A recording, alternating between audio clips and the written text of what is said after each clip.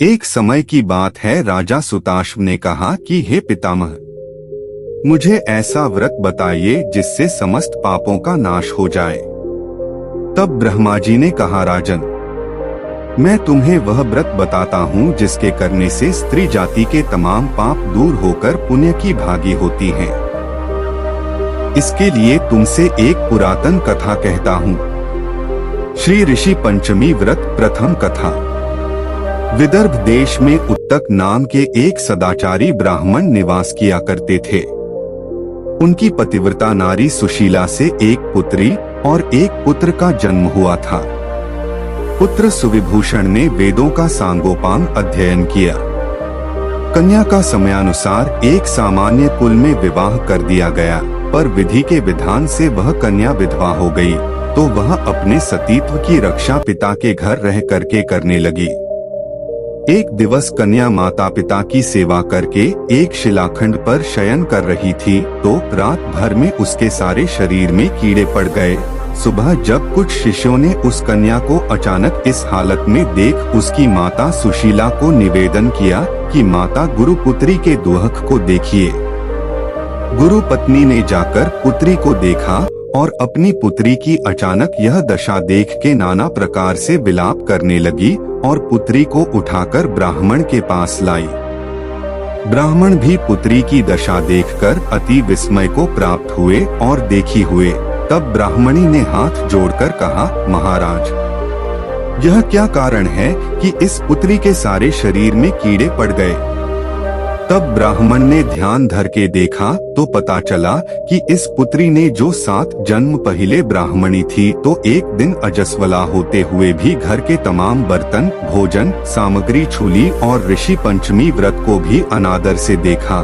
उसी दोष के कारण इस पुत्री के शरीर में कीड़े पड़ गए, क्योंकि रजस्वला रजोधर्म वाली स्त्री प्रथम दिन चांडालिनी के बराबर व दूसरे दिन ब्रह्मघातिनी के समान व तीसरे दिन धोबिन के समान शास्त्र दृष्टि से मानी जाती है।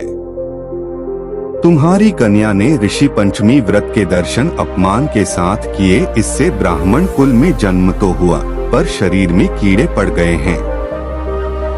तब सुशीला ने कहा, महाराज, ऐसे उत्तम व्रत को आप विधि के साथ वर्णन कीजिए, जिससे संसार के प्राणी मात्र इस व्रत से लाभ उठा सकें। ब्राह्मण बोले, हे सहधर्मिणी, यह व्रत भाद्र मास की शुक्ल पक्ष की पंचमी को धारण किया जाता है। पंचमी के दिन पवित्र नदी में स्नान कर व्रत धारण कर सायंकाल सप्तऋषियों का पूजन विधान से करना चाहिए। भूमि को शुद्ध गौ के गोबर से लीप के उस पर अष्टकमल दल बनाकर नीचे लिखे सप्तऋषियों की स्थापना कर प्रार्थना करनी चाहिए। महर्षि कश्यप, अत्रि, भारद्वाज, विश्वामित्र, गौतम, जमदग्नि, वशिष्ठ महर्षियों की स्थापना कर आचमन, स्नान, चंदन, फूल, धूप दीप, नैवेद्य आदि पूजन कर व्रत की सफलता की कामना करनी चाहिए। इस व्रत को करके उद्यापन की विधि भी करनी चाहिए। चतुर्थी के दिन एक बार भोजन करके पंचमी के दिन व्रत आरंभ करें। सुबह नदी या जलाशय में स्नान कर गोबर से लीपकर सर्वतोभद्र चक्र बनाकर उस पर कलश स्थापना करें। कलश के कंठ में नया वस्त्र बांधकर पूजा सामग्री एकत्र कर अष्टकमल दल पर सप्तऋषियों की सुवर्ण प्रतिमा स्थापित करें। फिर षोडशोपचार से पूजन कर रात्रि को पुराण का श्रवण करें। फिर सुबह ब्राह्मण को भोजन दक्षिणा देकर संतुष्ट करें। इस प्रकार इस व्रत का उद्यापन करने से नारी सुंदर रूप लावण्य को प्राप्त होकर सौभाग्यवती होकर धन व पुत्र से संतुष्ट हो उत्तम गति को प्राप्त होती है। श्री ऋषि पंचमी व्रत द्वितीय कथा। दूसरी कथा भविष्य पुराण में इस प्रकार आती है कि एक बार भगवान कृष्ण से महाराज युधिष्ठिर ने कहा कि वह कौन सी पंचमी है जिसके करने से नारी जाति दोष से मुक्त होकर के महान पुण्य को प्राप्त होती है, आप मुझे संक्षेप में श्रवण कराइए। तब भगवान कृष्ण जी ने कहा, राजन, भाद्रपद मास की शुक्ल पक्ष की पंचमी को सप्तऋषि का व्रत रहने से नारी रजस्वला से मुक्त होती है, क्योंकि जब इंद्र ने वृत्रासुर को मारा था तब ब्रह्महत्या का एक भाग नारी के रज में दूसरा नदी के फेन में, तीसरा भाग पर्वतों, चौथा भाग अग्नि की प्रथम ज्वाला में विभक्त किया था। इससे हर जाति की नारी रजस्वला होने पर प्रथम दिन चांडालनी, दूसरे दिन ब्रह्मघातिनी और तीसरे दिन धोबिन की तरह दोषी होती है। इससे उस दिन प्रति वस्त्र छने से अपवित्र होकर दोष होता है। इस ऋषि पंचमी व्रत के करने से यह दोष मुक्त होकर नारी पवित्रता को प्राप्त होती है। हे राजन, विदर्भ देश में एक शेंजित नाम का राजा था और उसी राज में एक सुमित्र नाम का विद्वान ब्राह्मण था। उसकी पत्नी का नाम जयश्री था। एक दिन वह रसोई घर में रजस्वला धर्म को प्राप्त हो गई और वह समयानुसार भोजन आदि वस्तु छूती रही। इस प्रकार समय पाकर दोनों पति पत्नी की मृत्यु हो गई। मरने पर ब्राह्मणी का कुतिया का जन्म हुआ और ब्राह्मण को बैल का जन्म लेना पड़ा, पर दोनों को अपने तप के प्रभाव से पूर्व जन्म की बातों का स्मरण बना रहा और यह दोनों प्राणी अपने ही पुत्र के घर में पुनः जन्मे। एक दिन पितृपक्ष में ब्राह्मण कुमार ने अपने पिता की श्राद्ध तिथि में विधि के साथ ब्राह्मण भोज रखा और अपनी पत्नी से स्वादिष्ट पकवान खीर आदि बनवाकर तैयार की। भाग्यवश एक सांप ने उस खीर में जहर उगल दिया। यह हाल वह ग्राणी कुतिया बनी देख रही थी, तो उसने सोचा कि अगर ब्राह्मण खाएंगे तो मृत्यु को प्राप्त हो जाएंगे, इससे मेरे लड़के को हत्या का भारी पाप लगेगा। इससे उस खीर को कुतिया ने जानबूझकर जूठी कर दी। उस बहू ने कुतिया को इतनी मार मारी कि उसकी कमर तोड़ दी और खीर फेंककर दूसरी बना ली।